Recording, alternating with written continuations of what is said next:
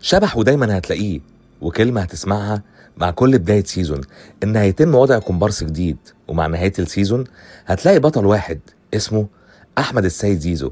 العراب بيبدأ بال4-2-3-1. مع بداية الشوط الأول في مشكلة دايما بتواجه الزمالك، إن في الوقت اللي بنشوف فيه زيادة عددية في التلت الهجومي أو الاسترتش اللي بيحصل بعرض الملعب، الزمالك بيواجه مشكلة في عملية بناء اللعب أو البيلد أب. وده سببه ان دايما عبد الله السعيد ومحمد شحاته واخدين مكان في الاسترتش ده، ولكن مع الوقت اللي بتوصل فيه في التلت الهجومي بنشوف شكل مختلف وجديد علينا، ان بيضم الهافات بتاعتك في قلب الملعب. وطبعا ده بينتج عنه شيء واحد، ان هنشوف الباكات بتتحول لهافات، والاجمل بقى هنا ان تكون الهافات دي فعالة في عمق الملعب. شوف معايا الهدف الاول، الوقت اللي بتمتلك فيه الكرة من خلال عبد الله السعيد بيعمل شورت باص لشحاته. طب شوف معايا تمركز عمر جابر وتحركه، بيدي اوبشن لمحمد شحاته في وضع عمر جابر في الاريا دي. طب شوف معايا زيزو ودخوله لعمق الملعب وتحركه العمودي على المرمى، من خلاله انت بتحرز الهدف الاول.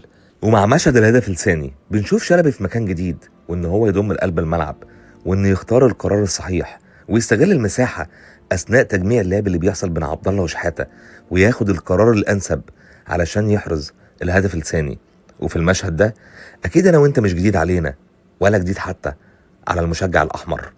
اما عن المشهد ده هشوف رايكم في الكومنتات، لان بصراحه ماليش في جو التحكيم والاراء التحكيميه.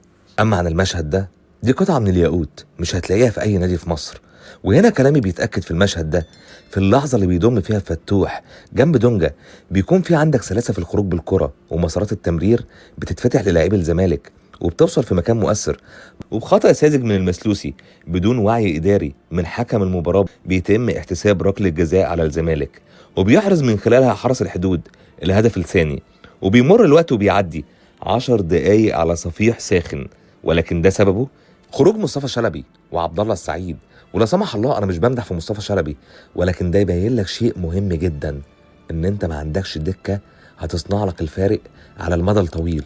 ودي رسالة لمجلس إدارة نادي الزمالك، التدعيم ثم التدعيم ثم التدعيم. وأخيرا الزمالك بيتوج بالثلاث نقاط